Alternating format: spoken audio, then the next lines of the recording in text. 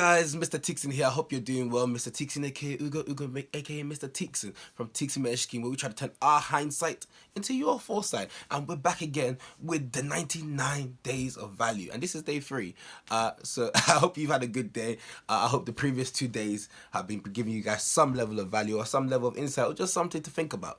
That's what we're trying to do. We're trying to help everyone out. So 99 days to the run-up of the new year, and New Year's Day we'll give you the last piece of advice. Hopefully all of this sets you out in a path for better for you.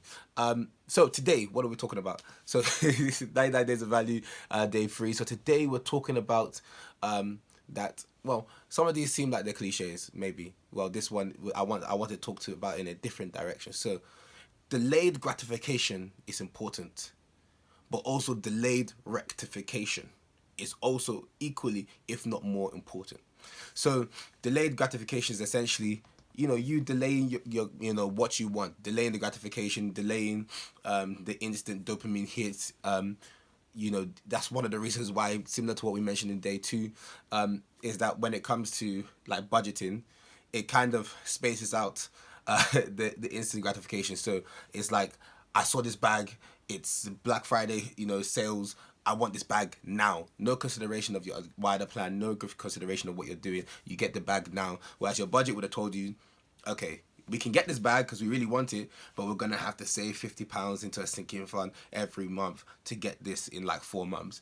And so a lot of times we don't like to delay gratification because it's more like choice, more that we don't really want to. And ultimately, it comes down to opportunity cost in terms of what do you choose to do today that will affect for you in the future. And ultimately, delayed gratification comes in so many aspects of your life, whether that be, and then it's necessary because ultimately, when you get to your goal, to delay the gratification and persevere and be disciplined and be consistent and ultimately have patience, it helps you more appreciate what you get to, and it helps create a solid foundation. If there's 3 steps in the ladder, if you drop down from the ladder, the 2 steps you got to go down is, you go down, let's say you go from 0 to 2,000 to 10,000. On that ladder, you can only go back to 2,000 and 0. But if it's, it's like Who Wants to Be a Millionaire? It's like when you get those sections, when you get to that milestone and you pass the milestone, where you drop down to, it's not as bad if you're just going and winging it. And so adding that into our life is very much important. But on the flip side as well, delayed rectification. So what do I mean? There's also an instant need to want to rectify problems when they arise. Somebody needs money right now. It's like, okay, cool, I'll get them. There's something that's broken. It's like, go, let's do this now. But sometimes, in a lot of cases, it's, don't get twisted. There are situations, systems, scenarios where the quick response is needed, but even within that you need to make a measured response, because sometimes we make a quick response and then we kind of either make it worse, the situation, or suffer for it for the next couple of days. So for example, payday loans, somebody, let's say car broke down, it's like they're stranded, quickly, I don't have money to do it. Then what do? You got the payday loan, which is, 50-60% interest for you. And then you did it within good mind and didn't realize that this was going to be a trap in terms of kind of keeping you locked in. Now, it's not necessarily your fault that happened, but at the same time, we do have some control in what we can control, which is trying to delay, give ourselves that extra minute, give ourselves that extra second to kind of step back and see if this is a problem that we need to fix or how we need to approach it. Give yourself time to actually approach it sensibly so that, your solution doesn't end up putting you in problems. So,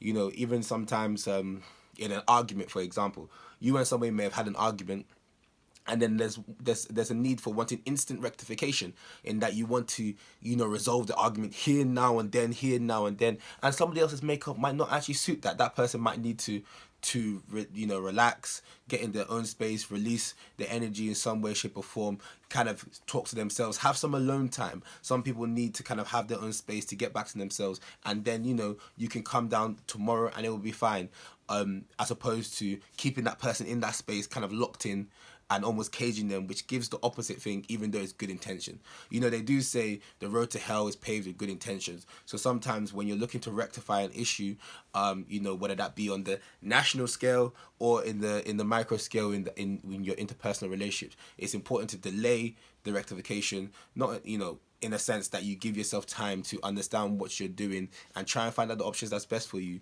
and try and assess the situation, not just from your perspective, but the person's perspective, as well as the opportunity cost of what doing this will affect. So for example, you want to be, even in terms of long-term goals, if you want to be a doctor, tomorrow they give you the lab coat, they give you the stethoscope, they give you the mask and extra gloves, and then they throw you into the hospital, and now you're a doctor, and it's like, doctor, hey. And then when you go into the operating room, you don't know what you're doing. Sometimes when it comes to especially goal setting or things you want to achieve, sometimes delaying it makes it more sweeter. When you're able to just get what you want immediately every single time, it means that a lot of times you end up lacking the appreciation in the long term. And a lot of times, if you think about impulse purchases, it was a delay. It was an instant gratification. Most people, if they go through their rooms, half of their room, there's stuff that they've not used, like 80% of their wardrobe they've not used. Stuff that they bought just because it's important for us to kind of measure our response to life, because ultimately we cannot actually choose or have control of what happens to us. Life, everybody has problems, everyone's going to struggle, everyone's going to have issues. Ultimately, the only control you have is how you react to them. And so when you come into trying to achieve whatever you're trying to achieve in your life, whether that be a relationship, in finances, mental, whatever, trying to instant fix it. Even like in terms of like if you're kind of mental health issues and depressed, to instant fix it is you might end up on pills, and then it might be essentially a dulling situation. But in the long run, it might not make your situation better. Maybe therapy might be a slow process, but you delay the gratification of getting rid of this.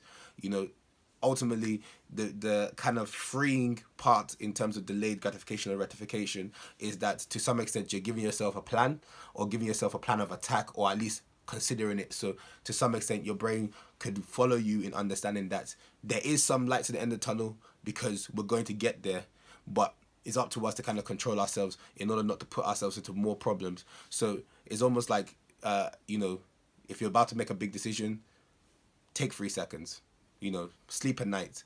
Do not make decisions, like very, very important decisions, on high emotions and high intensity emotions, like extreme of super anger, or commit to something when you're very happy, or kind of like make a damning decision when you're kind of very sad. Like very extreme sometimes can kind of cloud our judgment in towards how we want to rectify a situation, or how we want to gratify ourselves within a certain situation. So somebody did you something, you're super angry, and then you can break something. It's not the most healthiest thing to do, but in that moment you wanted to kind of release. But if you give yourself a second, so it's just about taking time to kind of get in control of yourself, and ultimately you can just control your responses to the outcome, and ultimately hopefully get a more positive outlook, not just in life but how you move forward. So my name is Mr. Tickzon, Tickzon Mentorship, where we try to turn our hindsight into your foresight.